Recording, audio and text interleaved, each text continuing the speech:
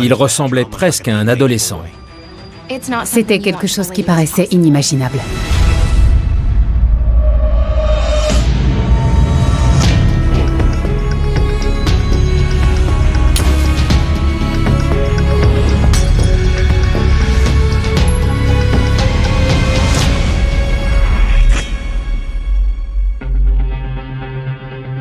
« 26 avril 2009.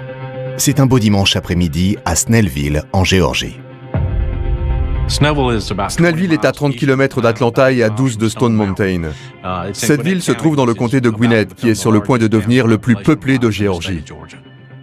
On y trouve beaucoup de commerces et de restaurants. C'est un endroit paisible. Jusqu'à 18h, moment où la police commence à recevoir de nombreux appels signalant le meurtre d'une femme à l'extérieur d'une grande surface. Ici Gwinnett, où a eu lieu l'agression? Allô? J'ai d'abord entendu des cris, ensuite j'ai entendu un bruit qui ressemblait à un coup de feu. Là, j'ai vu une femme allongée sur le sol. Elle est derrière la voiture. D'accord. Qui a tiré? Je ne sais pas. Il y a un homme qui marche et d'autres gens qui le suivent. Elle a un bébé dans la voiture et toutes les vitres sont relevées. Un bébé dans la voiture? On a reçu de nombreux appels qui décrivaient la même scène. Un homme svelte, de petite taille, s'était approché de la femme sur le parking alors qu'elle installait son enfant dans la voiture. Apparemment, il y a eu une dispute et l'homme a sorti une arme. Il a tiré une fois et la femme s'est effondrée. Ensuite, il est parti. La police de Snellville est intervenue. Je crois qu'il y avait aussi des agents de la police du comté. Les agents ont découvert une femme avec une blessure par balle à la tête et un bébé à l'intérieur de son véhicule. Les ambulanciers arrivent rapidement sur les lieux. Le bébé semble indemne, mais il est beaucoup trop tard pour sauver sa mère. Ils ont essayé de la ranimer, mais en vain. Son décès a été prononcé sur place. Elle était décédée et il s'agissait maintenant d'une scène de crime. C'est terrible d'imaginer que l'enfant a assisté au meurtre de sa mère. Je ne pense pas qu'il a compris ce qui se passait. Il attendait sa mère en jouant avec son téléphone. Sur place, les pompiers se sont occupés de Carson. Ensuite, ils l'ont emmené à l'hôpital et ils ont joué avec lui. Ils l'ont occupé comme ils pouvaient, avec des ballons, ce genre de choses. Tandis que le bébé de 18 mois est pris en charge, la police sécurise le secteur et commence à interroger les témoins. La victime s'appelle Heather Straub. Elle est âgée de 25 ans. C'est inimaginable. Quel genre de personne peut tuer une mère devant son enfant, le tout en plein jour? Il y a des endroits malfamés dans ce comté, mais ce n'est pas le cas de Snellville. Je ne pense pas que sa police pensait un jour assister à un homicide sur le parking d'un magasin. C'est le dernier endroit auquel on aurait songé. Heather est née et a grandi non loin de là, à Decatur, en Géorgie. Toute petite déjà, elle apportait de la joie autour d'elle. Heather était sociable. Elle avait beaucoup d'amis. Elle avait toujours un visage souriant. Même si elle ne vous avait jamais vu, elle était aimable en vous croisant. Au dire de tous, elle était très brillante et elle a eu de très bons résultats scolaires. Sa dernière année de lycée, Heather était bien au-dessus de ses camarades et elle a intégré l'université d'Auburn avant l'âge. Je ne l'ai jamais vue se laisser intimider. Tout ce qui pouvait présenter une difficulté était pour elle une occasion de se dépasser. Elle adorait se fixer des objectifs et les atteindre. Selon ses proches, chez Heather, le dépassement de soi était seulement surpassé par sa foi. Sa famille était très croyante. En fait, son grand-père était pasteur. Elle s'était engagée dans la pastorale des jeunes de son église et elle venait en aide aux adolescents en détresse. Elle a toujours eu un sens du devoir incroyable et elle recherchait constamment l'occasion de pouvoir se rendre utile. Mais son plus grand désir dans la vie était de fonder sa propre famille. Elle voulait se marier. Elle voulait fonder une famille. C'était très important pour elle. Heather a toujours voulu se marier dans une église avec une longue nef centrale, parce qu'elle avait l'intention de remonter l'allée dans sa belle robe blanche de mariée. Mais il fallait d'abord qu'elle rencontre la bonne personne, quelqu'un qui partage ses objectifs et ses valeurs dans la vie. C'est arrivé beaucoup plus vite qu'elle le pensait. Heather était au lycée et travaillait chez un fleuriste du quartier quand un ami lui a présenté Steven Straub, alors âgé de 18 ans. La première fois que j'ai vu Steven, je l'ai trouvé très sympathique. Il semblait bien élevé. Bien entendu, je n'aurais jamais confié ma fille à quelqu'un qui ne l'aurait pas été. Mais il nous a fait bonne impression à Mary et à moi. Ils se sont immédiatement plu et ils ont commencé à se fréquenter. En fait, ils avaient grandi pas très loin l'un de l'autre en Géorgie. Steven et Heather ont fréquenté des lycées différents. Heather est allée à Shiloh et Steven, lui, est allé à Parkview, juste de l'autre côté de l'autoroute de Stone Mountain. On s'est dit que c'était peut-être la personne qui plairait à Heather et qu'elle aimerait garder longtemps auprès d'elle. Heather est allée à Auburn pendant 2 semestres, tout en restant en contact avec Steven. Mais peu après, elle a décidé de fonder sa propre famille. Je crois qu'ils se sont fréquentés pendant 1 an et demi, si je me souviens bien, puis ils ont décidé de se marier. Elle appréciait vraiment sa compagnie, et comme il était amoureux d'elle, il faisait tout son possible pour la rendre heureuse. On voyait d'un très bon œil l'idée qu'ils puissent finaliser leur relation, si je puis dire. En 2004, Heather réalise enfin son rêve, et le couple retourne à Snellville pour entamer une nouvelle vie ensemble.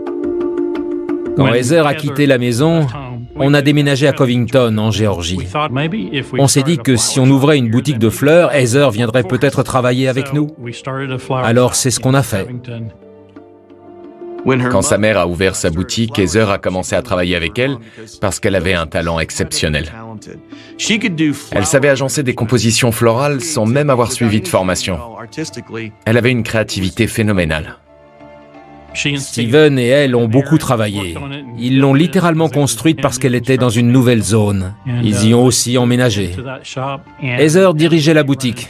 Elle passait les commandes, s'occupait des employés et veillait à ce que les fleurs soient livrées. En 2007, un autre rêve de Heather se réalise. Peu après, elle nous a annoncé une formidable nouvelle. Elle était enceinte.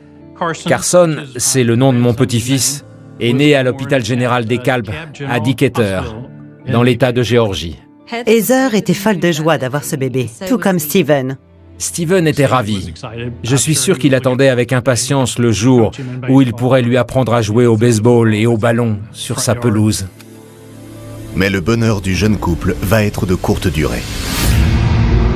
Heather a été abattue sur un parking et la police de Snellville est à la recherche du meurtrier. Les agents ont sécurisé la scène de crime. Peu après, l'unité de la police scientifique du comté de Gwinnett est arrivée sur les lieux et s'est mise au travail. En observant cette scène, on a rapidement pu tirer quelques conclusions. Le véhicule était encore là, tout comme son sac à main.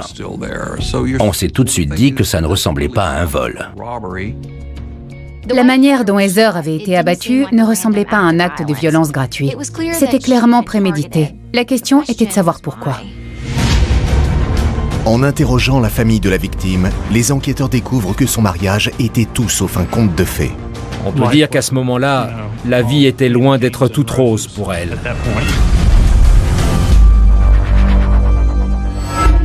Les inspecteurs de Snellville en Géorgie enquêtent sur le meurtre de Heather Straub, une femme de 25 ans abattue à l'extérieur d'un centre commercial devant son enfant. C'est vraiment choquant d'entendre que quelqu'un a reçu une balle dans la tête et est mort sur le parking d'un magasin. Ça s'est passé en plein jour et sur un parking fréquenté. C'était assez inhabituel.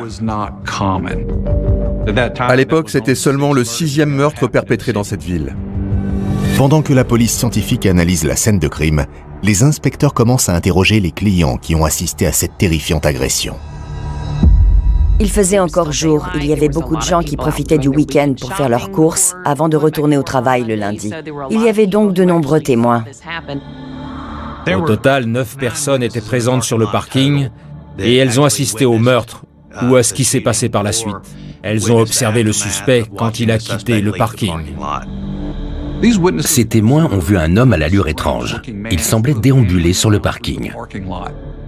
Après avoir tiré, il est parti à pied. Il n'a pas couru. Il est parti à pied en direction du centre commercial sur la gauche du bâtiment. Ensuite, il a disparu dans les buissons. Quand la police leur demande de décrire le tueur, chaque témoin fournit les mêmes détails. Tous les témoins qu'on a interrogés ont décrit ce qu'ils pensaient être un homme de très petite taille, presque un adolescent. D'après eux, il semblait porter une fausse perruque et une moustache. C'était une perruque du genre de celle de Sonny and Cher. Sa moustache était même tordue. Les gens qui ont assisté au meurtre en ont conclu que c'était un déguisement. Les témoins s'accordent également sur la façon dont le meurtre s'est déroulé. Ils ont vu le suspect et Heather parler ensemble avant que cette dernière soit touchée à la tête. Apparemment, ils se disputaient. Heather lui a dit quelque chose en faisant des gestes. Ensuite, son interlocuteur a ouvert le feu et est reparti à pied. Personne ne sait de quoi ils ont parlé. Mais le fait qu'il se soit disputé avec Heather avant de sortir son arme était une indication. Cela signifie que la victime et son meurtrier se connaissaient. L'assassin voulait lui parler, ou bien il voulait se venger. La police scientifique ne trouve ni douille ni empreinte digitale à proximité du véhicule. Et les caméras de surveillance du centre commercial n'offrent que des images floues du tireur.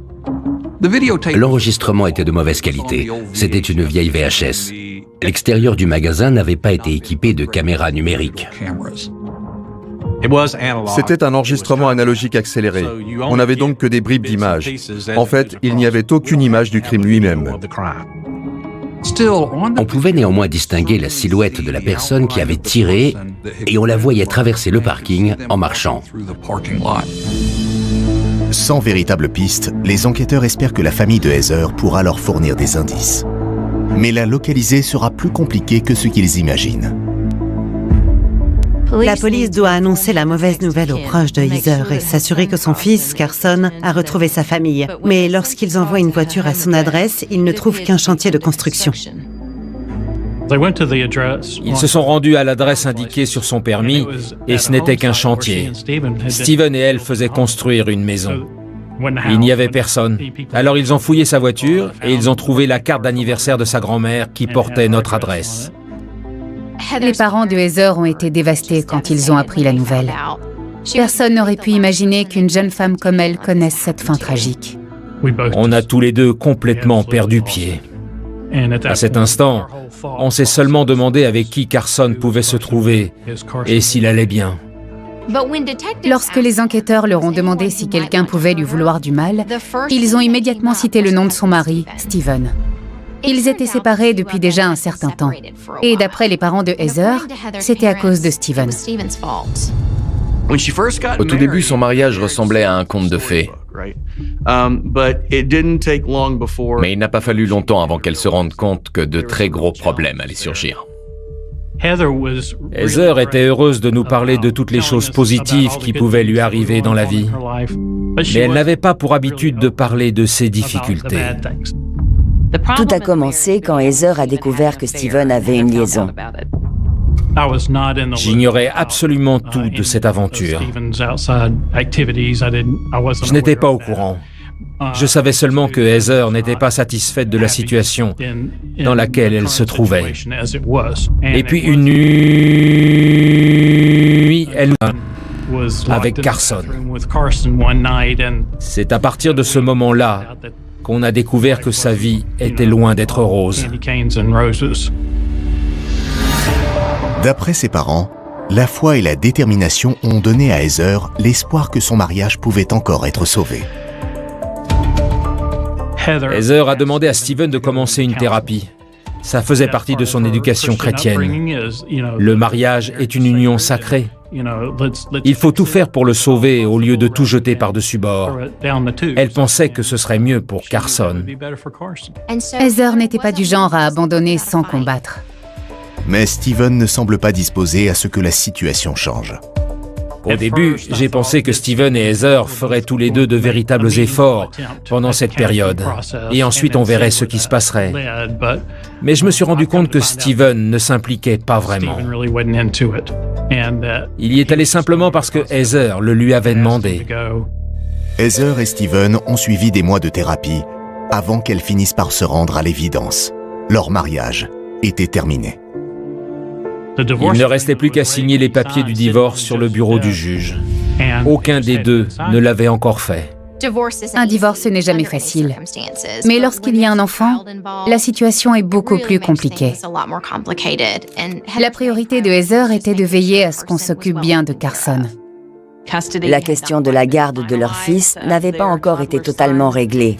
Et c'était un point essentiel pour tous les deux. Les parents de Heather disent que durant cette période, elle a gardé Carson et qu'elle a négocié un accord avec Steven pour qu'il puisse passer du temps avec son fils. Carson vivait avec Heather, mais Steven venait le chercher pour le week-end et d'autres moments. Ça a fonctionné un certain temps, mais à mesure que le divorce approchait, la situation s'est dégradée. Parfois, tout se passait bien quand ils se croisaient. D'autres fois, ils se disputaient. On était donc toujours inquiets au moment du changement de garde. Steven et Heather se retrouvaient à un endroit précis pour échanger la garde de leur fils sur le parking du centre commercial. La situation est devenue explosive. Alors Heather a pensé que ce serait mieux de le faire en public, en présence de nombreuses personnes. Ce parking de grande surface est la solution qui s'est imposée. Voilà pourquoi Heather était sur les lieux ce jour-là. Carson était chez son père à ce moment-là et elle venait le récupérer. Mais il est possible que les choses aient mal tourné. Leur opposition permanente pour la garde de l'enfant a-t-elle poussé Steven à commettre ce meurtre? En apprenant que Heather Straub avait rencontré son futur ex-mari sur le parking, on l'a considéré comme un suspect potentiel. Notre conviction était qu'il était peut-être mêlé à ce meurtre. Mais les enquêteurs reçoivent un renseignement inattendu qui va faciliter l'identification du meurtrier. Il a vu un pick-up Ford F-150 blanc avec une personne à l'intérieur, qui semblait porter une fausse perruque et une fausse moustache. Seulement quelques heures après la découverte du corps de Heather Straub sur le parking d'un centre commercial, les enquêteurs ont un suspect, son mari, Steven Straub. Ils allaient divorcer et ils se disputaient la garde de leur fils. Alors, dans ces circonstances, il est parfaitement logique d'enquêter sur le mari. C'était une idée qu'on voulait absolument écarter, mais elle nous revenait constamment à l'esprit. Carson était chez nous. Alors on a entamé une procédure pour obtenir une ordonnance du tribunal. On ne voulait pas que Steven puisse entrer en contact avec lui tant que l'enquête n'était pas terminée. Le tempérament colérique de Steven et le fait qu'ils avaient prévu de se rencontrer sur le parking faisaient évidemment de lui un suspect. Leurs soupçons ne font que se renforcer quand ils se rendent chez lui ce soir-là pour l'interroger. On a frappé à la porte et un homme a ouvert. On lui a alors demandé si Steven Straub était là et il a répondu non. Cet homme paraissait nerveux, presque fuyant. Il n'a pas voulu leur dire où se trouvait Steven Straub ce jour-là. Apparemment, il voulait se débarrasser d'eux au plus vite. Puis un autre homme s'est approché de la porte et on lui a demandé si Steven Straub était là. Il nous a montré le premier et il a dit « C'est lui, Steven Straub ». Ça n'a fait que renforcer les soupçons des enquêteurs. Ils ne lui avaient pas encore dit pourquoi ils étaient là et il se comportait déjà comme s'il avait quelque chose à cacher. Malgré son étrange comportement, Steven semble véritablement bouleversé quand il apprend le décès de Heather. Quand on lui a annoncé qu'elle avait été tuée, il s'est littéralement effondré. Il a paru extrêmement touché. Il avait presque du mal à le croire. L'attitude de Steven a complètement changé. Tout à coup, il est devenu très coopératif. Il a répondu qu'il avait bien rencontré Heather sur le parking, mais qu'il était reparti aussitôt après lui avoir confié Carson. La dernière fois qu'il l'a vue, elle installait Carson dans son siège auto. Il a reconnu la situation tendue entre eux, mais il a déclaré que malgré ce qu'il traversait, il n'aurait jamais tué la mère de son enfant. Lorsque les enquêteurs visionnent à nouveau la bande de vidéosurveillance, les images filmées juste avant le meurtre semblent confirmer ces dires. On a réussi à obtenir des images prises à l'extérieur du bâtiment et qui montraient cette zone du parking du centre commercial. On y voyait son véhicule quitter le parking. Steven ne ressemblait pas non plus au suspect qu'il recherchait. D'après les descriptions, le suspect ressemblait à un adolescent. La description du meurtrier était celle d'un homme de petite taille, d'environ 1,70 m, avec des cheveux longs foncés et une moustache recourbée. Quand on a rencontré Steven, on a constaté qu'il était nettement plus grand que l'homme décrit par tous les témoins. Il faut ajouter à cela que l'angle de la deuxième caméra de surveillance a fourni aux policiers une vue complète du parking. Ils ont donc pu voir toute la scène. On voyait cette personne arriver sur le parking. Elle est restée sur le côté et elle a observé l'échange. Ensuite, dès que la voiture est partie, cette personne s'est approchée. Mais si Steven n'a pas tué sa femme, alors qui l'a abattu? Malgré la piètre qualité des images, il était évident que Steven ne pouvait pas être la personne qui avait commis le meurtre. Ça ne signifiait pas qu'il n'était pas impliqué. Il aurait pu engager un tueur à gages ou convaincre un tiers de commettre le meurtre. On ne pouvait pas entièrement l'exclure, bien sûr, mais ils n'avaient pas le moindre élément pour appuyer leur théorie. En fait, ils n'avaient pratiquement aucun élément sur lequel s'appuyer. La police de Snellville décide de recourir aux médias dans l'espoir d'obtenir de nouveaux renseignements. Ils ont fourni une photo de Heather et une image du meurtrier tirée de la vidéo à toute la presse écrite et aux médias télévisés de Géorgie. Ils avaient même un portrait robot du suspect réalisé à partir des descriptions des témoins oculaires, et cette démarche a rapidement porté ses fruits. 2 jours après l'homicide, la police de Snellville a reçu l'appel téléphonique d'un témoin qui avait vu quelque chose susceptible de les intéresser.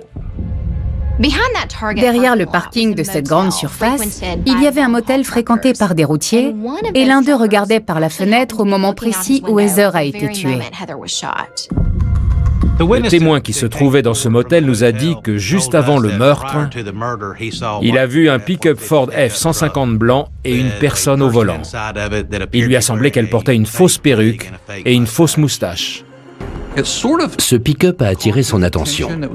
C'était un modèle plutôt ancien et la façon dont il était stationné sur le parking était pour le moins étrange. Il a remarqué qu'il y avait une personne à l'intérieur avec des cheveux longs. Elle était assise à l'intérieur du pick-up. Et dès que cette personne s'est rendue compte que le routier la regardait, le pick-up a démarré. Ça coïncidait aussi avec la direction que le tireur avait prise après avoir commis le meurtre. Ces pick-up blancs sont légion en Géorgie. Mais un détail fourni par ce témoin rappelle quelque chose aux enquêteurs. Le policier qui a pris cette déposition s'est alors souvenu d'un pick-up qui correspondait parfaitement à la description du témoin. Il l'avait vu devant le domicile de Steven et de ses parents. Ils ont entré la marque et le modèle du pick-up dans la base de données. Et bien sûr, ils ont trouvé une correspondance. Mais il n'était pas enregistré au nom de Steven Straub ou d'un autre homme de la famille. Ils ont fait des recherches et ils ont découvert que ce véhicule appartenait à Joanna Hayes, la mère de Steven. Soudain, tout est devenu plus clair. Le déguisement, la fausse moustache, le petit gabarit du tireur. Mais c'était quelque chose qui semblait impossible à entendre. D'après la description du meurtrier, on ne peut cependant pas l'exclure. Mais pourquoi Joanna aurait-elle tué la mère de son petit-fils? En parlant à Steven, ils ont découvert qu'il y avait une certaine animosité entre sa mère et Heather. Mais ça n'avait pas toujours été le cas. Joanna avait divorcé du père de Steven quand il était très jeune et elle l'avait élevé seule. Elle avait gagné sa vie en travaillant dans la construction. Joanna était une dure. Elle savait se défendre. Elle venait d'un milieu difficile. Elle avait grandi sur des chantiers de construction. Elle n'attendait rien des hommes. Steven était tout pour elle, et elle aurait fait n'importe quoi pour lui. Mais elle était aussi très stricte en matière de discipline. Joanna et Steven étaient très proches, mais Joanna était clairement la personnalité dominante dans leur relation. Elle lui disait ce qu'il devait faire et il s'exécutait. Joanna a fini par se remarier, mais elle a continué de jouer un rôle important dans la vie de Steven, même après son mariage avec Heather. On avait entendu dire qu'elle avait une très forte personnalité et qu'elle voulait que tout se passe comme elle l'avait décidé. Il suffisait de regarder Steven pour comprendre qu'elle avait une très forte influence sur lui. Cette femme avait une très forte personnalité. C'était encore le fils à sa maman. Mais ça s'est avéré très pratique à la naissance de Carson. Joanna était toujours prête à leur rendre service en cas de besoin. Joanna venait à la boutique et elle s'occupait de Carson. Pendant ce temps-là, Heather pouvait se consacrer pleinement à ses clients. Ça ne posait donc aucun problème à la jeune mère. Toutefois, Heather commence à se rendre compte que sa belle-mère prend de plus en plus de place. Je ne suis pas certain que Heather appréciait le fait que Joanna passe plus de temps avec Carson qu'elle. Elles avaient des conceptions différentes en matière d'éducation et leurs rapports ont commencé à se dégrader. Des connaissances et des amis nous ont appris que Joanna ne tenait absolument pas compte de l'avis de Heather. Lorsque le couple décide de se séparer, l'animosité entre les deux femmes ne fait que s'amplifier. Joanna disait à sa famille et à ses amis que Heather n'était pas une bonne mère. On peut seulement déduire que Joanna craignait de ne plus beaucoup voir son petit-fils lorsque cette bataille pour la garde prendrait fin. Heather a voulu apaiser la situation, mais apparemment, Joanna considérait cette bataille pour la garde comme une guerre ouverte et Carson en était l'enjeu. Heather a confié à des amis qu'elle avait peur de Joanna. Elle était ignoble avec elle et il lui arrivait parfois de craindre pour sa vie. Mais lorsque les enquêteurs interrogent Joanna Hayes, elle nie toute implication dans le meurtre de sa belle-fille. Elle affirme qu'il lui était impossible d'être sur les lieux car elle était à Luthersville. Elle avait même le reçu d'un fast-food des environs. Elle a déclaré qu'elle en avait la preuve dans son pick-up. Et effectivement, l'enquêteur a trouvé le reçu d'une chaîne de fast-food où quelqu'un avait acheté une glace le jour du meurtre dans le sud de la Géorgie. Il indiquait l'heure à laquelle l'achat avait été effectué. L'alibi semble parfait, mais cela n'empêche pas les enquêteurs de continuer à la soupçonner. En ce qui me concerne, j'ai trouvé pour le moins étrange que Joanna Hayes conserve un reçu, juste un seul reçu, dans son pick-up. Pour moi, c'était probablement une fausse preuve. D'après mon expérience, il y a deux catégories de personnes. Celles qui prennent les reçus et qui les accumulent, jusqu'à les jeter tous en même temps. Et puis, celles qui se débarrassent de leurs reçus au fur et à mesure. En tentant de vérifier la version de Joanna, la police de Snellville fait une découverte capitale. Les enquêteurs ont eu l'idée de refaire le parcours depuis la scène de crime jusqu'à ce fast-food le dimanche soir, à l'heure de l'homicide, soit 18h. Ils ont défini deux itinéraires différents pour voir combien de temps il fallait pour arriver là-bas. Ils ont roulé à la vitesse maximale autorisée et ils sont arrivés à 2 minutes d'intervalle et moins de 2 minutes avant l'heure indiquée sur le reçu. On a constaté qu'il était tout à fait possible de commettre le meurtre à 18h et d'arriver au fast-food à l'heure pour acheter la glace. Les enquêteurs fouillent le véhicule de Joanna et même s'il a été nettoyé, ils découvrent un minuscule indice. Le pick-up était immaculé. Il avait été entièrement nettoyé à la vapeur. Les enquêteurs ont effectué un prélèvement. Ils ont utilisé des bandes de rouleaux adhésifs et ils ont récupéré toutes sortes de fibres de la moquette et des sièges pour tenter de trouver des indices. Ils ont découvert une fibre particulière sur le plancher. Elle ressemblait à un cheveu. Il n'y avait qu'une seule fibre. Elle a ensuite été transmise à un expert pour être analysée. Quand on lui a demandé d'où pouvait provenir ce genre de fibre, l'expert a parlé de perruque. En possession de ce nouvel indice, les enquêteurs examinent à nouveau le suspect filmé par les caméras de surveillance. Quand on regarde la vidéo et qu'on voit la perruque et la moustache, on se rend vite compte que ça ne peut pas être un homme. C'était une vidéo analogique, pas numérique. Alors l'image était relativement floue. Mais on pouvait voir la démarche particulière du suspect. Cette démarche ressemblait fortement à celle de Joanna Hayes. La vidéo, le reçu et la fibre de cheveux, tous ces éléments pointaient en direction de Joanna. Mais avait-elle commis ce meurtre toute seule? Quand les inspecteurs présentent ces éléments à Steven, sa loyauté est mise à l'épreuve. Les enquêteurs sont maintenant persuadés que le mystérieux tireur qui a tué Heather Straub n'était autre que sa belle-mère, Joanna Hayes. Heather ne divorçait pas seulement de son fils. Elle allait lui enlever son petit-fils. Et comme Steven ne faisait rien pour l'en empêcher, Joanna a décidé de prendre les choses en main. Mais pour le prouver, ils auront besoin de l'aide d'un autre membre de sa famille. On a décidé de convoquer son fils, Steven, pour l'interroger. Et pendant qu'on l'interrogeait, on lui a dit qu'on pensait que sa mère était directement impliquée dans le meurtre de Heather Straub. On lui a montré les images des caméras de surveillance de la grande surface. Il les a observées et on pouvait lire sur son visage qu'il la reconnaissait. On voyait qu'il était très concentré et on lui a demandé d'observer sa démarche.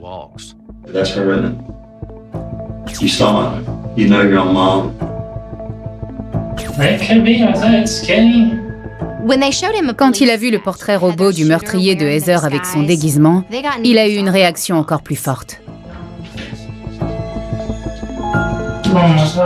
Il a regardé ce portrait robot et il a dit que c'était son nez, ce genre de choses. Il était parfaitement clair à ce moment-là qu'il avait reconnu sa mère. Confronté à la terrible réalité, Steven accepte d'aider les enquêteurs. Quand il nous a dit que la personne de la vidéo ressemblait à sa mère, on lui a demandé de lui téléphoner pour lui dire qu'il pensait l'avoir reconnue sur les images vidéo. Il a encore éclaté en sanglots et il a dit à sa mère « Pourquoi tu as fait ça? C'est bien toi. »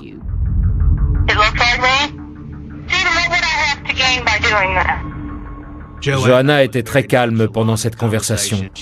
Elle n'était pas vraiment sur la défensive. Elle a nié être l'auteur du meurtre de Heather Straub. Mais c'était très étrange. Elle aurait difficilement pu être plus froide et indifférente. Et même quand il a pleuré, elle lui a demandé s'il nous avait dit qu'il l'avait reconnue. Il a répondu par l'affirmative et à ce moment-là, elle a dit « Alors je crois que je ferais mieux de m'habiller ».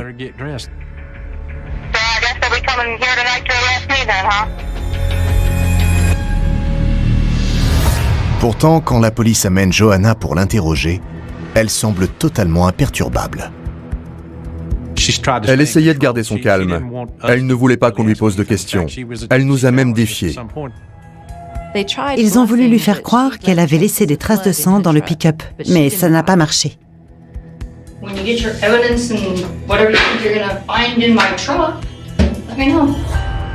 Si vous trouvez votre preuve, amenez-la. C'est le genre de personne qui a l'impression qu'elle va s'en sortir. Pour les enquêteurs, la froideur et le comportement calculateur de Johanna ne font que confirmer leur théorie concernant son mobile. Elle était prête à faire n'importe quoi pour garder Carson, car elle savait qu'après le divorce, c'est Heather qui obtiendrait la garde permanente. Au fond de moi, je pense qu'elle s'est dit que Heather ne devait plus tenir aucune place dans la vie de cet enfant. Je suis convaincu qu'elle l'a fait dans ce seul but. Ça paraissait totalement inimaginable. Une belle-mère serait allée jusqu'à tuer sa belle-fille parce que la façon dont elle élevait son petit-fils ne lui convenait pas. Ça n'avait aucun sens. Mais si les enquêteurs ne parviennent pas à prouver que Johanna était la seule personne en mesure de commettre ce crime, elle risque d'échapper à la justice. En tant qu'enquêteur, on avait une très lourde responsabilité. On devait être sûr d'avoir éliminé tous les suspects potentiels. Ça a pris beaucoup de temps, mais c'est parce qu'on a voulu être très prudent. On voulait être absolument certain d'appréhender la bonne personne. On est parvenu à déterminer que seulement 12 personnes connaissaient le lieu de rendez-vous entre Heather et Steven pour le changement de garde. Et grâce à différents moyens comme la géolocalisation des portables ou l'utilisation des cartes de crédit, entre autres, on a réussi à éliminer chaque personne de cette liste, à l'exception de Johanna Hayes. Une fois l'enquête terminée, il a fallu prendre une décision. En tant que procureur, si je dois engager des poursuites, je dois être sûr que les preuves sont convaincantes. Quel intérêt le jury portera-t-il à chacun de ces éléments de preuve indirects? Je devais être certain d'avoir suffisamment de preuves pour l'inculper de meurtre. 6 mois après le meurtre de Heather Straub, Johanna Hayes est finalement placée en état d'arrestation. Ils l'ont retrouvée à 130 km de là, chez ses parents. Johanna n'a pas prononcé un seul mot durant le trajet qui l'a ramenée à Snellville. Quand on l'a placée en détention, je lui ai montré une photo de Heather. Une photo de l'autopsie. Elle n'a montré aucun signe d'émotion. Là, j'ai compris que c'était une femme impitoyable. La police de Snellville est persuadée d'avoir arrêté la meurtrière de Heather Straub. Mais les procureurs savent qu'obtenir une condamnation n'est jamais facile. Cette enquête a été très compliquée. L'affaire ne reposait que sur des preuves indirectes. Ce type d'affaire ne repose que sur la juxtaposition d'un ensemble d'éléments entourant le crime. Il est souvent très difficile de convaincre un jury de condamner quelqu'un sans preuve tangible. Il n'y avait aucune preuve directe. Il n'y avait aucune empreinte ni de preuve vidéo concluante avec un visage qu'on aurait pu identifier. L'affaire ne reposait que sur des preuves indirectes et cela favorise la défense. À la fin de notre enquête, on a eu le sentiment qu'on avait monté le meilleur dossier possible. On était convaincus d'avoir arrêté le vrai responsable. Ça ne nous empêchait pas d'être inquiets. Il n'y avait pas un seul élément de preuve qu'on pouvait considérer comme absolument incontestable, qui à lui seul aurait pu faire définitivement basculer le jury. Les 6 témoins oculaires avaient identifié le tireur comme un homme. Comment convaincre le jury du contraire ? Le procès débute en mai 2011. La tâche de l'accusation est immédiatement compliquée par la rétractation de son témoin principal. Quand Steven Straub s'est présenté à la barre, il a commencé à faire marche arrière. Dans un premier temps, il avait admis avoir reconnu sa mère. Mais il n'était plus vraiment disposé à parler. Il était réticent à coopérer avec l'accusation. Sa mère a eu le temps de lui parler avant le procès, et comme on le savait déjà, c'était elle la personnalité dominante dans leur relation. Je pense que c'est sûrement elle qui l'a persuadé de revenir sur ses déclarations. Il a peut-être imaginé qu'on avait cherché à le manipuler pour lui faire admettre que ça pouvait être sa mère. Steven avait traversé une période difficile. Il avait perdu sa femme et il avait été considéré comme le suspect principal. Pour finir, il avait aidé la police à arrêter sa propre mère. Tout cela en quelques jours. On peut donc comprendre qu'il était facilement manipulable. Mais l'accusation a tout prévu. Après le refus de Steven de témoigner, elle appelle son père, Steven Straub Senior, à la barre. C'était un témoin crucial pour l'accusation. C'était l'ex-mari de Joanna et il a décrit une situation comparable dans laquelle elle l'a menacé avec une arme. Elle l'a pointé sur son front au cours d'une dispute et c'était aussi une arme de calibre 38, comme celle utilisée pour assassiner Heather. Un expert en balistique a identifié l'arme. C'était un revolver Lady Rossi, calibre 38. Selon son ex-mari, Joanna l'avait toujours dans son sac à main pour sa propre sécurité. Quand il a montré au jury de quelle façon Joanna avait pointé le revolver sur sa tête, sûrement de la même manière que le meurtrier de Heather, on aurait pu entendre une mouche voler. Les similitudes entre les deux incidents démontrent que Joanna peut devenir violente et cela marque le jury. Mais les avocats de Joanna avancent que l'accusation ne peut pas prouver qu'elle a effectivement commis ce meurtre. Pas d'arme du crime, pas de traces de sang, ni de traces d'ADN. Il n'y avait aucun élément pour prouver que le tireur était une femme, et encore moins qu'il s'agissait de Joanna Hayes. Les 5 ou 6 témoins interrogés par la police sur la scène de crime ont clairement indiqué que c'était un homme. Sans le moindre doute. Aucun élément ne laissait penser que c'était une femme déguisée en homme. L'accusation demande à 12 personnes, avec 12 points de vue différents, de voir la même chose sur des images de vidéosurveillance floues. Et après ça, vous leur demandez de condamner une femme pour le restant de ses jours ? On sait que dans cette affaire, le meurtrier était censé être un homme, mais on nous dit qu'il s'agissait en réalité d'une femme. Il faut le prouver au-delà de tout doute raisonnable. Après les réquisitions et les plaidoiries, le sort de Joanna repose entre les mains des jurés. Alors que les heures de délibération se transforment en jours, les espoirs d'un verdict de culpabilité commencent à s'évanouir. Je suis arrivé au tribunal le premier jour en pensant entendre le verdict, et ça n'a pas été le cas. Le deuxième et le troisième jour, ça a été la même chose. Je me suis alors demandé à quel moment ces gens vont voir que c'est une évidence. Certains éléments laissaient le jury perplexe. Et le fait que cela dure 4 jours était bon signe pour la défense. Les jurés transmettent une note au juge, mais apparemment, ils ne sont pas encore parvenus à prendre une décision. Le jury a demandé à revoir les enregistrements audio et vidéo. Mais il ne voulait pas revoir les images de la vidéosurveillance du parking.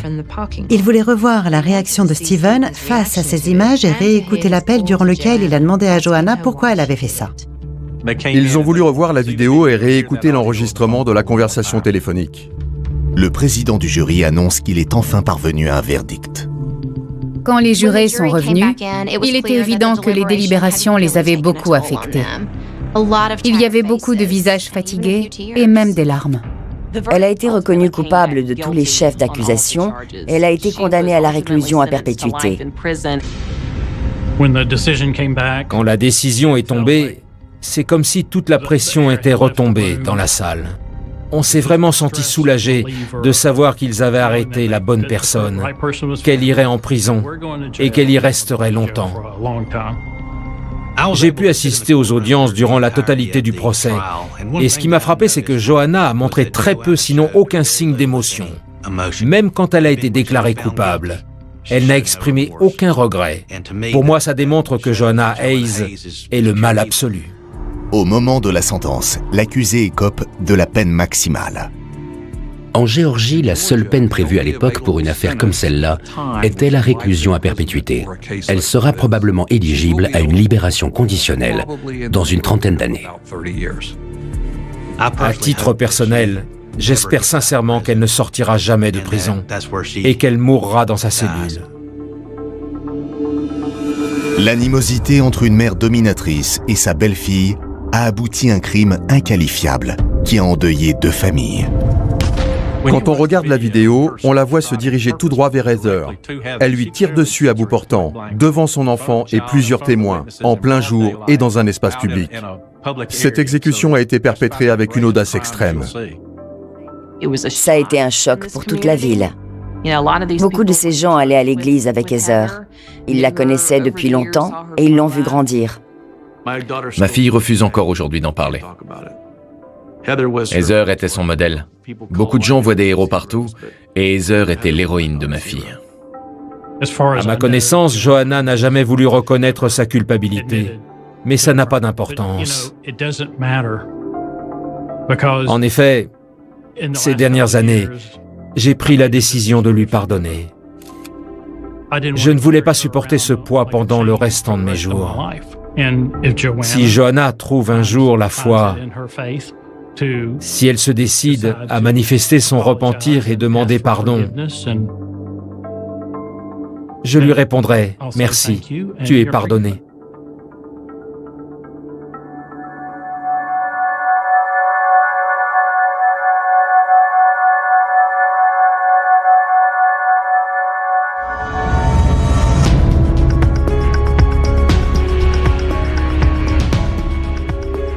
On dit que les enfants sont une bénédiction, mais parfois, ils peuvent aussi devenir une malédiction.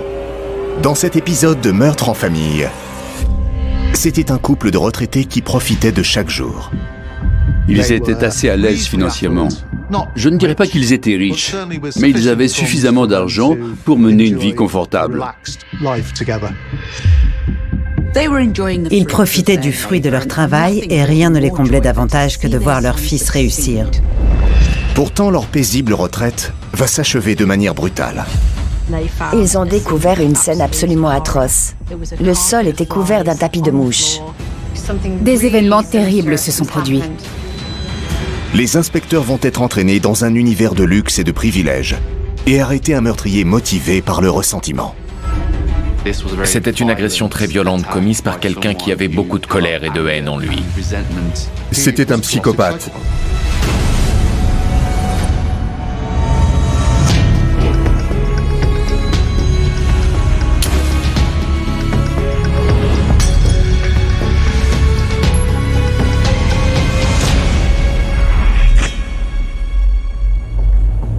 Dimanche 5 septembre 2004.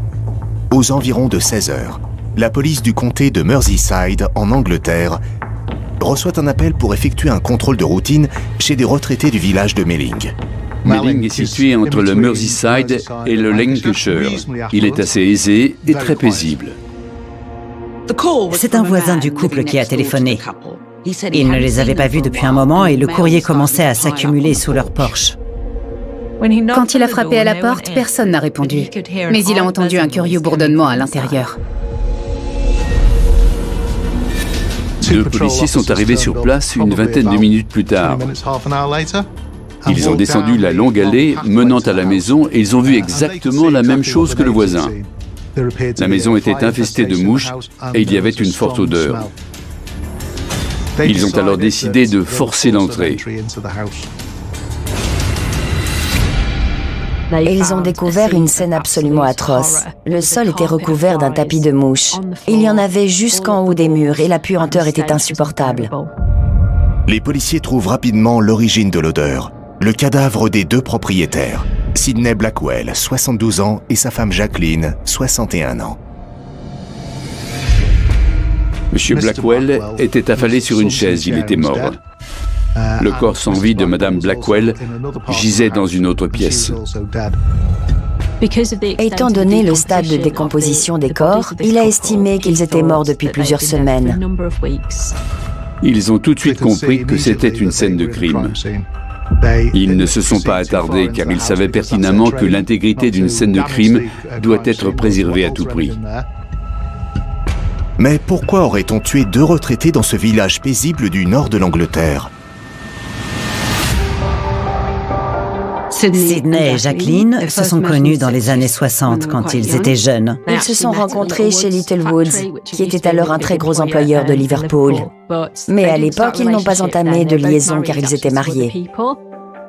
Ils éprouvaient sûrement une attirance mutuelle, mais ils étaient fidèles et il ne s'est rien passé entre eux. 20 ans plus tard, le mariage de Sidney a pris fin. Jacqueline, quant à elle, avait divorcé depuis une dizaine d'années. Le destin a voulu que Sidney et Jacqueline se retrouvent 20 ans plus tard, en 1982. Les 2 célibataires travaillent alors dans un grand magasin de Liverpool. Elle avait 42 ans et elle était acheteuse. Lui avait 53 ans et était comptable. Ni l'un ni l'autre n'auraient pensé qu'à ce moment de leur vie, ils se retrouveraient, tomberaient amoureux l'un de l'autre et qu'ils fonderaient une famille.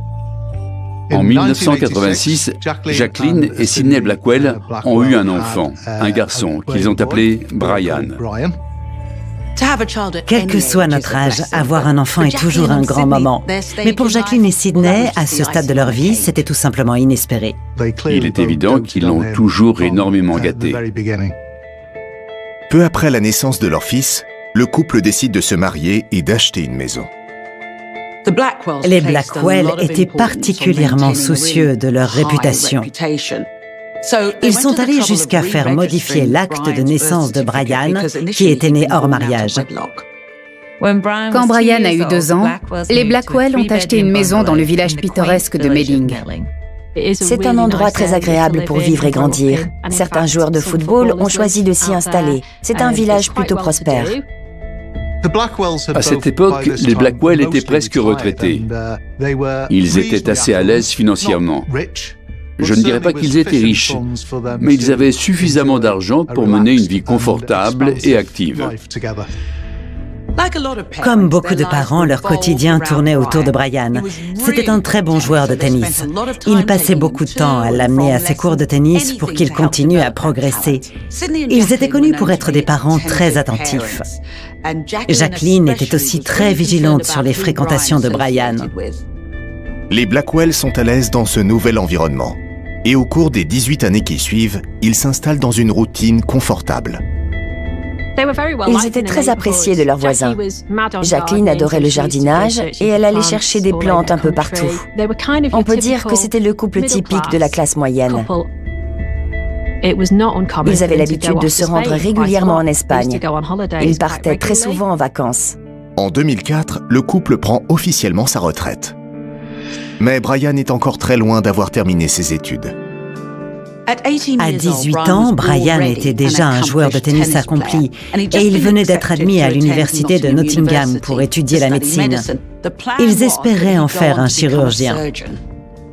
Jacqueline racontait souvent à ses amis que Brian était tellement doué et talentueux qu'il allait dépasser toutes leurs attentes et tout simplement conquérir le monde.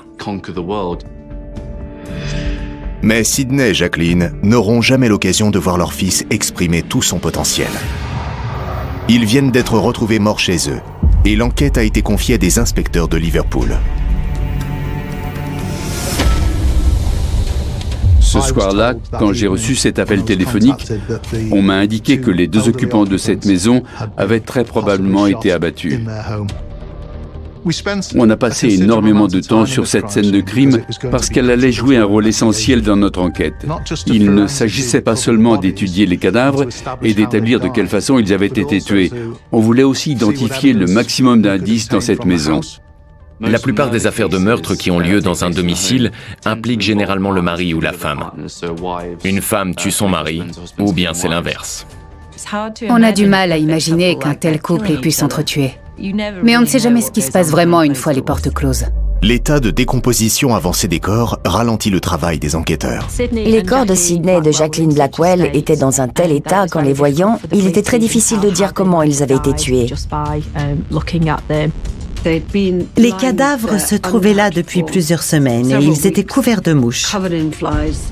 La décomposition était si avancée qu'on a d'abord cru qu'ils avaient été tués par balle. C'est ce qu'on a pensé, jusqu'à ce qu'on puisse examiner la scène de crime plus en détail. Là, on a découvert qu'ils n'avaient pas été tués par balle, mais frappés et poignardés. L'hypothèse d'un meurtre suivi d'un suicide a immédiatement été abandonnée. Ça signifiait aussi que le meurtrier avait des semaines d'avance sur la police. Les enquêteurs interrogent le voisinage pendant que la police scientifique cherche des indices dans la maison. C'est l'une des pires scènes de crime que j'ai jamais vues. Malgré l'état dégradé des corps, tout laissait penser qu'ils avaient été victimes d'une véritable folie meurtrière. Cette scène de crime et son caractère macabre, comme le sang sur les murs, montraient clairement que l'agression avait été extrêmement violente. Sidney Blackwell présentait une importante plaie à la tête, ainsi qu'une trentaine ou une quarantaine de plaies par arme blanche sur le haut du corps. Madame Blackwell avait reçu un coup à la tête, probablement infligé avec une arme. On a aussi constaté un nombre incalculable de plaies par arme blanche. Son mari avait un programme télé sur les genoux et une paire de lunettes dans une main. On l'avait attaqué par surprise et il avait reçu un coup à l'arrière de la tête. Tout indiquait que Jacqueline avait été tuée dans la même pièce. Une trace de sang menait à la salle de bain où on l'a trouvée. Ces meurtres avaient quelque chose de tout à fait révoltant. Les enquêteurs ne retrouvent pas l'arme du crime, mais ils pensent savoir de quelle manière le meurtrier s'est introduit dans la maison. Il y avait une vitre cassée à l'arrière de l'habitation. Ils auraient donc pu en conclure que c'était un vol qui avait très mal tourné. Le problème avec cette hypothèse est que rien n'avait apparemment été volé. La maison n'avait pas été saccagée. Donc l'agression des Blackwell ne semblait pas être le fait d'un cambrioleur. Un voleur peut commettre un meurtre. Mais lorsque la police a constaté le déferlement de violence dont ils avaient été victimes, elle a rapidement écarté cette possibilité. Ils avaient reçu plus de coups de couteau qu'il n'en fallait pour les tuer. On avait le sentiment que ces meurtres avaient une autre explication. C'est exactement ce que je me suis dit dès le début de l'enquête. Le meurtrier n'a pas tué ces personnes simplement parce qu'il les détestait. Il a décidé de les assassiner parce qu'il savait que ça lui procurait une certaine satisfaction. Les inspecteurs trouvent un autre indice dans l'arrière-cour. On avait brûlé quelque chose dans un brasiero derrière la maison. On ne savait pas très bien de quoi il s'agissait. Les Blackwell auraient eux-mêmes pu allumer un feu. Mais si quelqu'un avait voulu se débarrasser d'une preuve, cela confirmerait qu'il ne s'agissait pas d'une agression fortuite. Il est rare qu'un intrus ait l'idée de faire une chose pareille. Il était donc plus probable que ce soit quelqu'un qui connaissait les lieux ou bien ces personnes. Quand les policiers interrogent les voisins des Blackwell, personne ne se rappelle avoir vu un feu. En fait, le couple n'a plus été aperçu depuis plus d'un mois, date approximative du début de la décomposition des corps.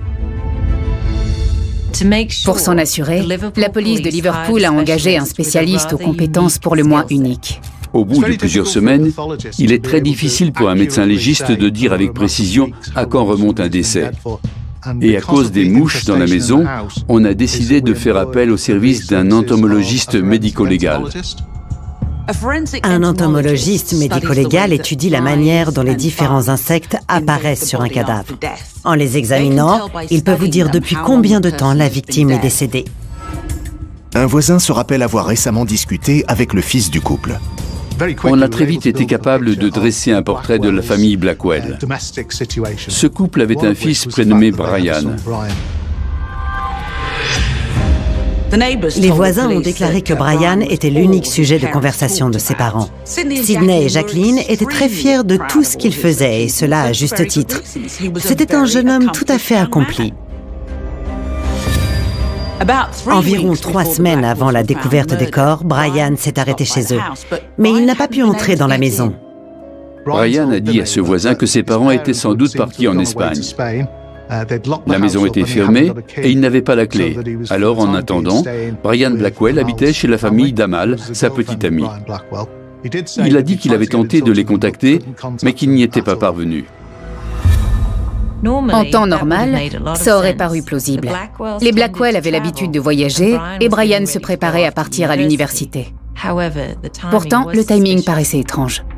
D'après ce que les enquêteurs avaient vu, ils n'avaient pas l'intention de partir où que ce soit. Et si ça avait été le cas, ils auraient sûrement demandé aux voisins de surveiller leur maison ou prévenu leur fils de leur départ. Se pourrait-il que Brian Blackwell soit impliqué dans la mort de ses parents ? Ça semblait très difficile à envisager. Non seulement Brian avait été admis dans l'une des meilleures universités du Royaume-Uni, mais il venait de signer un contrat lucratif avec un sponsor. Pourquoi aurait-il voulu tuer ses parents, ses 2 plus grands fans? Quand les enquêteurs interrogent la petite amie de Brian, elle lui fournit un alibi parfait. Ils venaient de passer le plus beau moment de leur vie. Elle a même parlé de lune de miel. Il y a plusieurs heures que Sidney Blackwell, 72 ans, et sa femme Jacqueline, 61 ans, ont été retrouvés morts à leur domicile. Et la police a déjà un premier suspect dans cette affaire, le propre fils du couple, Brian.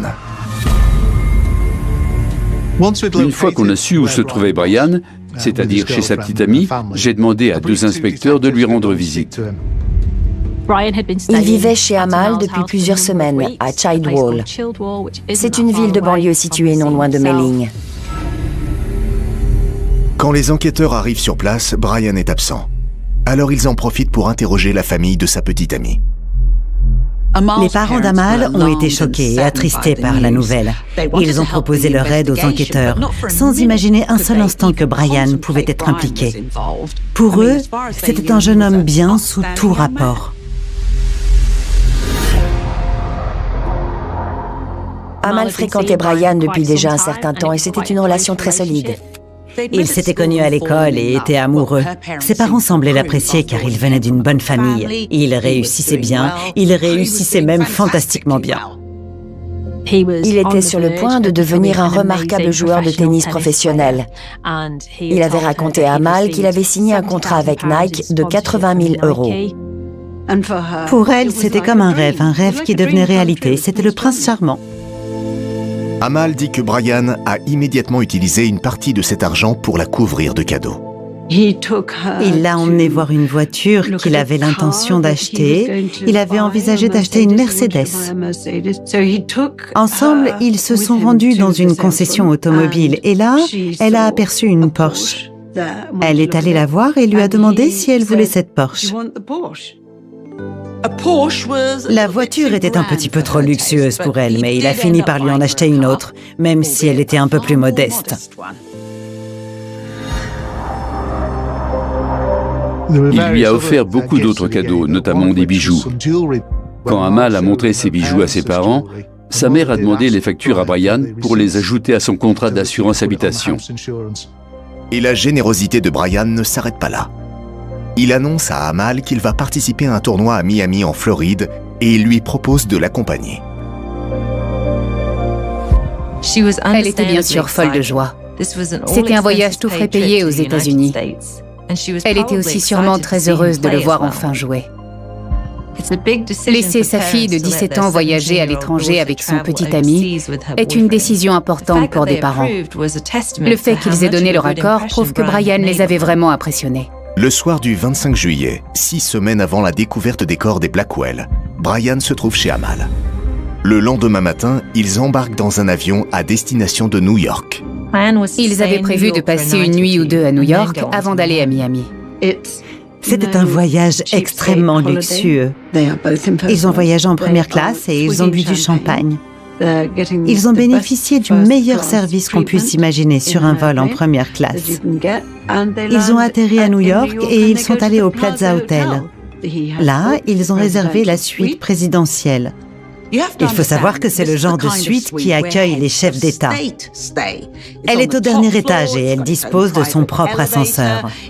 On trouve des aménagements plaqués or dans la salle de bain et on bénéficie des services d'un valet.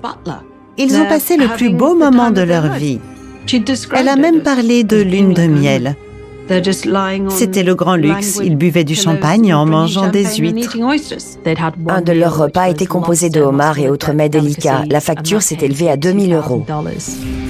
Mais ce qui ne devait être qu'une courte escale à New York se transforme en un séjour plus long. Il lui a dit qu'à cause des mauvaises conditions météo à Miami, le tournoi avait finalement été annulé. Ils n'avaient plus besoin de partir. Ils pouvaient poursuivre leurs vacances et se rendre dans des endroits où ils n'auraient pas eu le temps d'aller.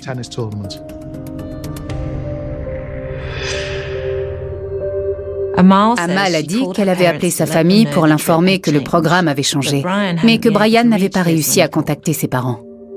Il lui a dit qu'ils étaient partis 2 ou 3 semaines en Espagne et qu'il ne pouvait pas les joindre. Amal savait qu'ils avaient l'habitude de partir dans leur maison en Espagne. Elle a aussi pensé que Brian ne voulait pas leur dire qu'elle était avec lui. Apparemment, les parents de Brian n'approuvaient pas cette relation. On a le sentiment que ça ne plaisait pas vraiment aux Blackwell. Pour expliquer leur attitude, je pense qu'ils craignaient peut-être qu'Amal enlève leur fils et qu'il finisse par abandonner ses études. Dans leur esprit, elle risquait de le détourner de son objectif de devenir médecin et de gravir les échelons. Selon Amal, après avoir appelé leurs parents, ils ont continué à profiter de leurs vacances d'été financées par le gros contrat de sponsoring.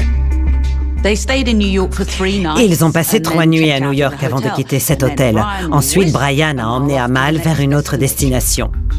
Le coût de ce séjour s'élevait à près de 4 000 €.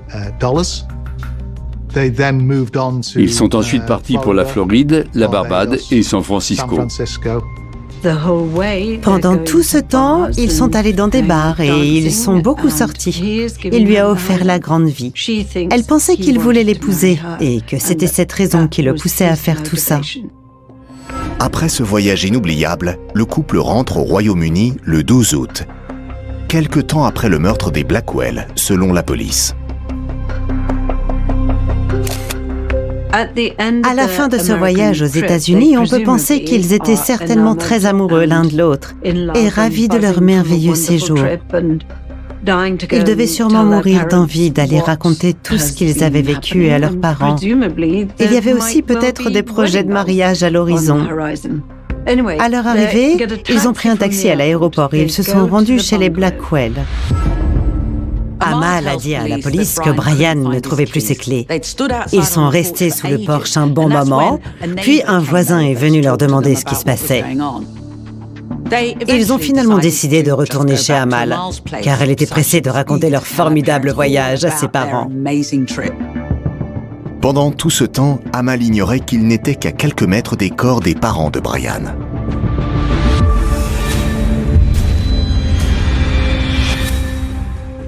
Le récit d'Amal fournissait à Brian un alibi parfait. Pendant ce séjour de 3 semaines aux États-Unis, il n'aurait pas pu revenir pour tuer ses parents. Et de toute façon, ce n'était apparemment pas son genre. Des gens intelligents et influents se portaient garant de Brian. Et dans un petit village comme celui-là, ça compte énormément. On a attendu son retour. La voiture est arrivée et il est entré chez Amal. À ce moment-là, on s'est entretenu avec lui pour lui dire qu'on avait retrouvé ses parents et qu'ils étaient morts. On a annoncé la nouvelle à Brian dans une pièce à part, chez sa petite amie. Et comme il fallait s'y attendre, il a été complètement bouleversé. Brian a d'abord déclaré que ça ne pouvait pas être eux puisqu'ils étaient en vacances en Espagne. Pendant tout le temps qu'il a passé chez sa petite amie, il semblait penser qu'ils étaient à l'étranger. Toutefois, durant cette entrevue, Brian pose une question qui conduit les inspecteurs à douter de sa sincérité. Il leur a demandé s'il faisait froid en prison. Ça paraissait saugrenu. Et vu les circonstances, les cadavres dans la maison et le fait qu'il ne soit pas rentré chez lui à son retour des États-Unis, j'avais le sentiment qu'il nous cachait quelque chose, sans parler de son train de vie. Ça allait demander un long travail d'enquête. Ils commencent par consulter le rapport du médecin légiste, qui confirme leur première impression sur la scène de crime. Lorsque les policiers ont découvert les corps, leur état de décomposition était tellement avancé qu'ils n'ont pas pu établir les causes de la mort. Ils ont dû attendre les résultats de l'autopsie pour le savoir. Sydney avait reçu environ 30 coups de couteau et Jacqueline une vingtaine. Ils avaient aussi été frappés avec un instrument contondant. Ils ont tous les deux été tués avec un marteau. Ils ont aussi été poignardés. Les insectes trouvés sur les corps fournissent une autre indication essentielle. L'entomologiste médico-légal est arrivé à la conclusion que les corps étaient là depuis environ 6 semaines.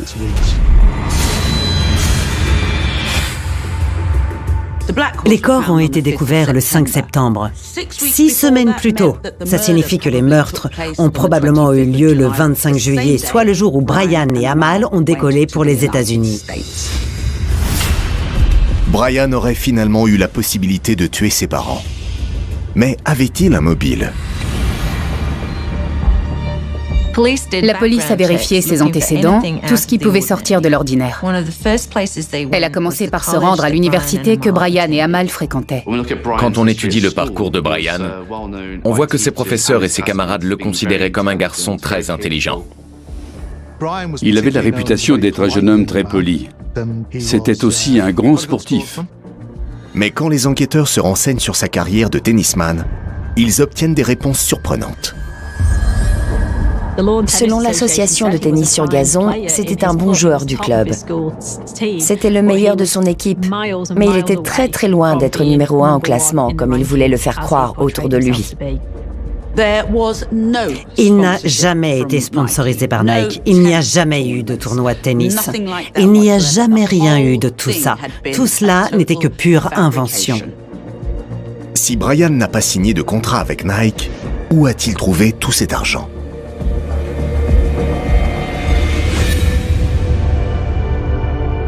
Ils ont contrôlé les comptes des Blackwell et ils ont découvert que Brian avait littéralement pillé les économies de sa famille. Il avait accès à des fonds de placement destinés à financer ses études. Il avait réussi à prélever 10 à 11 000 euros sur un de ses comptes. Mais à la vitesse à laquelle Brian dépensait l'argent et avec tous les cadeaux qu'il offrait à sa petite amie, il était évident qu'il allait très bientôt en manquer. Pour nous, il ne faisait plus aucun doute qu'il avait menti à tout le monde au sujet de son train de vie et de la manière dont il le finançait. Il avait fait des demandes de carte de crédit au nom de ses parents et tenté d'accéder à leur compte en banque. D'après la banque, il semble que ses parents s'en soient aperçus. Madame Blackwell a contacté l'agence locale pour l'avertir qu'elle avait trouvé un formulaire au nom de Brian pour une carte de crédit. Elle a déclaré que quoi qu'il ait pu dire ou écrire, il ne devait pas lui permettre d'accéder à ses comptes ni lui délivrer de carte de crédit. Ça démontre que Brian voulait avant toute chose assouvir ses fantasmes, sans vraiment réfléchir aux conséquences concrètes de ses actes. Pour nous, il était parfaitement clair que ça pouvait constituer un vrai mobile. Il voulait accéder au compte de sa famille et sa mère avait fini par le découvrir. Ce jeune homme pensait apparemment avoir le droit d'utiliser l'argent de ses parents et il a peut-être réagi violemment quand sa mère l'en a empêché. Cela a suffi à faire de Brian le suspect principal. La question était maintenant de savoir si Amal était au courant et si elle l'avait aidé. C'est pour elle qu'il avait effectué toutes ces dépenses. Je pense que, vu de l'extérieur, beaucoup ont dû s'interroger sur son rôle dans cette affaire. Et c'est bien entendu ce qu'on a voulu éclaircir. Lorsque les enquêteurs confrontent Amal aux faits, elle semble complètement sous le choc. Elle n'a pas tout de suite voulu nous croire. Elle voulait des preuves. Elle ignorait totalement la nature machiavélique du garçon qu'elle fréquentait depuis maintenant un certain temps. Elle croyait tout ce qu'il lui disait. Quand elle consultait Internet au sujet de Brian, elle ne trouvait aucun article sur lui ni sur ses éventuels liens avec Nike, mais il trouvait toujours une explication. Les mensonges de Brian étaient très convaincants parce qu'il se donnait beaucoup de mal pour qu'on le croie. Il est allé jusqu'à falsifier des documents. Un jour, il a trouvé une page dans un magazine et il a modifié le classement pour faire croire que c'était un joueur de haut niveau. Ça devait faire très forte impression. Mais sa carrière de tennisman n'était pas sa seule affabulation. Il lui avait offert des bijoux en prétendant que c'était de l'or et des diamants. Mais elle a plus tard découvert que ce n'était pas du tout le cas. Ça faisait partie d'une mise en scène pour la séduire. Brian a proposé d'apporter les factures, mais bien sûr, il ne l'a jamais fait. Vous pouvez imaginer à quel point elle a dû se sentir trahie. Mais elle n'a pas été la seule. Tout le monde était sous le charme de Brian. Cela fait-il pour autant de lui un meurtrier ? Un mandat de perquisition va conduire à une terrible découverte. Ses mensonges s'effondraient autour de lui.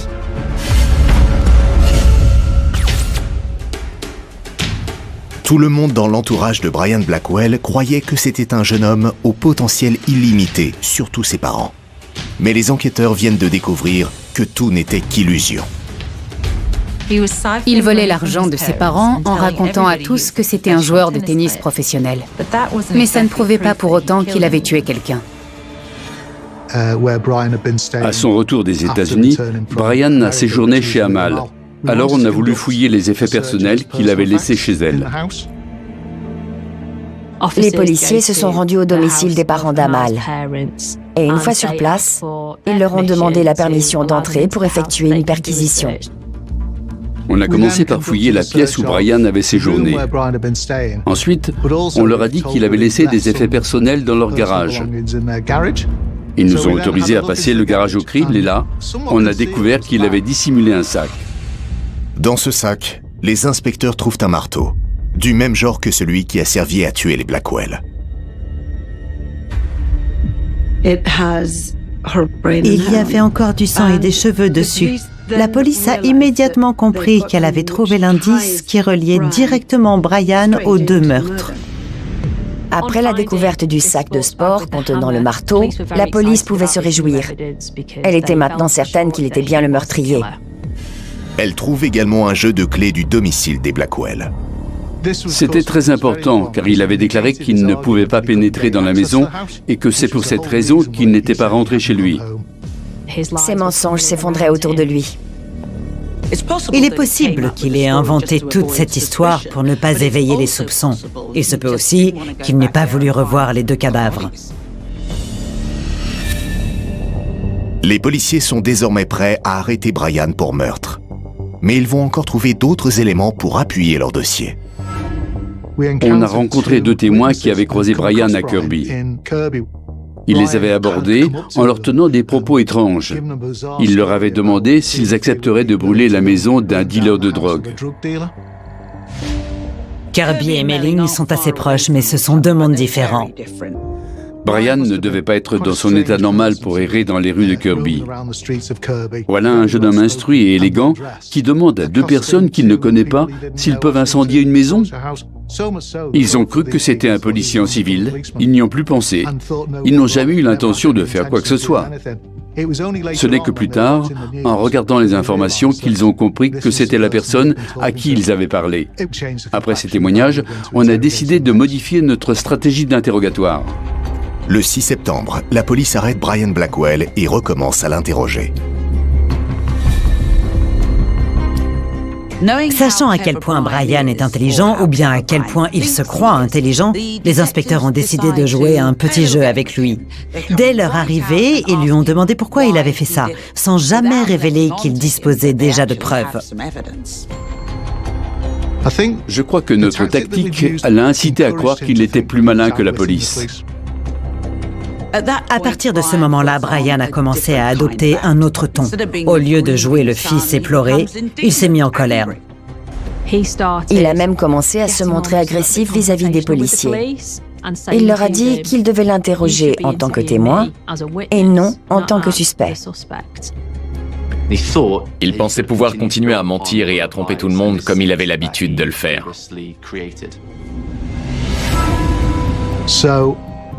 J'avais alors prévu de lui montrer les clés.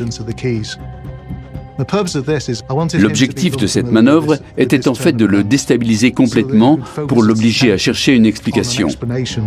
La tactique s'avère immédiatement payante. Brian a été profondément affecté. Il a commencé à sangloter et il s'est effondré. Après avoir vu les clés qui prouvaient qu'il avait la possibilité d'entrer dans la maison et confronté à tous les autres éléments qu'on était parvenu à réunir au fil de notre enquête, Brian a demandé un avocat avant de reconnaître qu'il avait tué ses deux parents. Il déclare cependant qu'il ne s'agissait pas de meurtre. D'après lui, il a agi en état de légitime défense. Brian a dit aux inspecteurs que dans un passé assez récent, il y avait eu des conflits entre ses parents et lui. Ils s'étaient disputés et il lui avait demandé de réduire ses dépenses. Il y avait eu aussi des querelles au sujet de ses relations avec sa petite amie. Cette dispute du 24 juillet n'était pas très différente de toutes les autres, mis à part le fait que celle-ci s'est très mal terminée. D'après la version de Brian, la querelle a débuté lorsque ses parents ont commencé à s'en prendre violemment à lui au sujet d'Amal. Il avait 18 ans et il venait de quitter le lycée pour entrer à l'université. Il allait fréquenter la même université qu'Amal. Apparemment, ses parents n'appréciaient pas beaucoup Amal. Brian tenait absolument à aller à l'université de Nottingham, celle que fréquentait sa petite amie Amal. Mais ses parents estimaient que ce serait mieux qu'il opte pour une autre université. Ils ont fait pression sur lui pour qu'il change d'avis et qu'il aille à Édimbourg. Il a dit que ce soir-là, il venait d'accrocher des posters dans sa chambre. Quand il en est sorti, son père a commencé à le pousser contre le mur et il a répliqué en le frappant avec le marteau qu'il avait dans la main. Il l'a frappé instinctivement à la tête et il s'est effondré. Ensuite, sa mère est arrivée en tenant un couteau de cuisine. Selon lui, elle voulait le poignarder. Alors, pour se protéger, il a frappé sa mère avec le marteau et elle s'est effondrée sur le sol. Selon Brian, son père s'est relevé et il le tenait pendant que sa mère essayait de le poignarder. Il lui a arraché le couteau des mains et il l'a poignardé au thorax. Il a dit qu'après ça, c'était le brouillard complet. Il a expliqué qu'il avait ensuite installé son père sur une chaise et traîné sa mère jusqu'à la salle de bain. Il a prétendu lui avoir aspergé le visage avec de l'eau pour la ranimer. Brian assure que même s'il a frappé et poignardé ses parents, il les aimait toujours et il ne voulait pas qu'ils meurent. Il ne comprenait pas pourquoi il n'allait pas à l'hôpital. Il donnait l'impression de n'être pas seulement désorienté et bouleversé. Il était en fait arrivé à un point où il ne savait plus quoi faire. Il ne savait ni où aller, ni qui appeler. On aurait pu penser que, vu son profil, il aurait imaginé à l'avance un moyen de se débarrasser des corps. Mais il s'est contenté de les laisser sur place. Brian a semblé sincère durant sa confession. Ça ressemblait à la confession franche et honnête d'une personne interrogée par la police. Mais est-ce la vérité ou juste une autre invention de Brian? On a du mal à croire tout ce qui peut sortir de la bouche d'une personne comme Brian. Il a cependant reconnu avoir tué ses parents, et cela va avoir des conséquences. Quand les enquêteurs découvrent un dernier élément, la culpabilité de Brian ne fait plus aucun doute. Mais suffira-t-il à le faire condamner? Après avoir suivi des procès durant des années, je ne m'attendais pas à ça. Brian Blackwell, 18 ans. a reconnu avoir tué ses parents en état de légitime défense le soir du 25 juillet 2004. Mais après ces nombreux mensonges, les enquêteurs ne peuvent pas prendre sa parole pour argent comptant. Brian a prétendu que ses parents l'avaient attaqué et qu'il avait été contraint de les poignarder et de les frapper, au point de les rendre méconnaissables. C'était non seulement difficile à croire, mais ce n'était pas ce qu'indiquaient les preuves. Le médecin légiste a déclaré que Sidney avait été attaqué par derrière. Ça contredisait la version de Brian, qui disait s'être battu avec son père. Ça ne correspondait pas au comportement de quelqu'un qui veut se défendre. En réalité, Brian s'est probablement glissé derrière son père qui était assis sur une chaise et il l'a frappé à l'arrière de la tête avec un marteau, ce qui l'a paralysé presque immédiatement. Ensuite, sa mère est arrivée de la cuisine pour voir ce qui se passait dans le salon et elle avait un couteau à la main. Quand Brian s'est retourné et qu'il a vu sa mère avec ce couteau dans la main, il s'est jeté sur elle. Il l'a alors frappé avec son marteau, ce qui l'a immédiatement neutralisé. Pour l'achever, il l'a poignardé. Les détails de la confession de Brian ne plaident pas en sa faveur. À un moment, il a dit qu'il ne savait pas qu'on pouvait tuer quelqu'un aussi facilement. On a affaire à un jeune homme qui a poignardé son père plus de 30 fois et sa mère 20 fois. Il est impossible qu'ils ne puissent pas décrire ce qu'ils ont fait et s'ils l'ont effectivement attaqué comme ils le racontent. D'après son récit, il est resté assis un bon moment auprès de son père à lui parler. Pendant ce temps-là, il a enfoncé la lame de ce couteau dans son cadavre à plusieurs reprises. Les enquêteurs ont également fait analyser le contenu du brasero des Blackwell et ils ont découvert une autre preuve montrant que le récit de Brian était une invention. Après le meurtre de ses parents, il a pris le temps de brûler les vêtements qu'il portait. Il semblerait qu'il ait au moins en partie prémédité les meurtres. Et puis, il ne faut pas oublier que le lendemain, Brian devait partir pour les États-Unis. Le chauffeur de taxi se souvient de Brian comme d'un jeune homme tout à fait normal. Il n'était pas affecté. C'était un client tout à fait comme les autres. Il est monté dans un avion le lendemain matin avec sa petite amie pour effectuer une sorte de voyage de lune de miel. Elle ignorait, elle ne savait absolument pas que tout ce qu'il disait n'était que pur mensonge. Brian Blackwell est la sombre personnification de la culture de consommation. C'est une personne, un jeune homme, qui est obsédé par le statut et l'argent.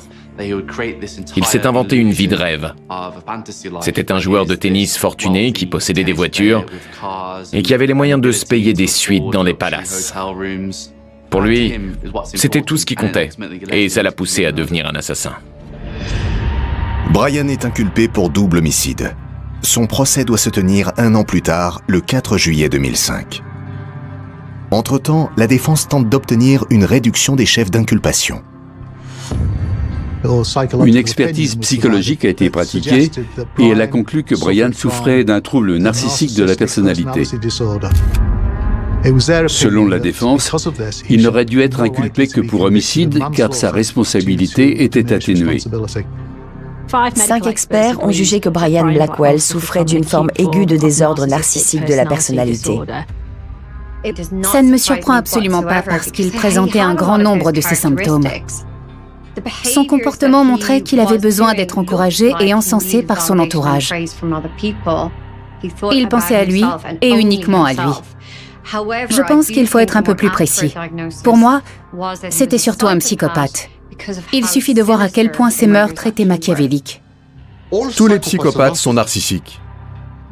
Mais préserver l'image qu'il renvoyait était secondaire dans le cas de Brian Blackwell. Il voulait avant toute chose atteindre des objectifs. Il voulait avoir de l'argent, mener la belle vie ou encore impressionner sa petite amie. Brian Blackwell se moquait complètement des autres. Et il ne supportait pas qu'on puisse s'opposer à lui. Il n'a pas cessé de profiter d'Amal. Et c'est ce qu'elle a fini par comprendre. Son intimité, son identité, son esprit et son corps ont été violés. Elle ne s'en remettra jamais. La cour suit cependant l'avis des psychologues qui ont examiné Brian. Les charges pour meurtre avec préméditation sont abandonnées. En contrepartie, Brian accepte de plaider coupable. Après avoir suivi des procès durant des années, je ne m'attendais pas à ça. Brian Blackwell a été condamné à la prison à vie avec une peine incompressible de 12 ans. Il sera admissible à une libération conditionnelle dans 5 ans. Mais je crois qu'à l'époque, le juge a déclaré qu'il serait hautement improbable qu'il puisse être libéré un jour. Je me rappelle encore très bien Brian assis dans l'obscurité. En fait, il paraissait terrifié par ce qui allait lui arriver. J'avais aussi le sentiment de voir un jeune homme perturbé. C'est une image que je ne suis pas prête d'oublier. Aux yeux de certains, justice n'a assurément pas été rendue. L'avidité et la colère ont conduit un fils à commettre des actes impardonnables à l'encontre des 2 personnes qui l'aimaient le plus. Un des aspects les plus choquants de cette affaire est le manque de remords et d'empathie de Brian envers ses victimes. C'étaient des parents aimants. Ils se sont peut-être montrés un peu rigides avec lui. C'était néanmoins par amour et parce qu'ils voulaient qu'il réussisse. Mais ça ne comptait pas pour lui. C'est une personnalité hors norme qui peut se livrer à des actes horribles et qui peut d'un instant à l'autre non seulement les oublier, mais aussi ne rien laisser transparaître. Même avec le recul, personne n'aurait jamais imaginé qu'il pouvait être impliqué dans un drame aussi terrible que celui-là. On ne peut pas dire qu'il a manqué d'empathie. En réalité, il était incapable d'éprouver la moindre empathie. Amal était en grand danger. Tout cela n'a été qu'une parodie. Cet homme aurait dû être incarcéré à vie. Il a assassiné ses parents, il savait ce qu'il faisait, il savait que c'était mal. Il y avait beaucoup de colère en lui, mais si on était clément avec toutes les personnes en colère qui tuent des gens, les prisons seraient vides.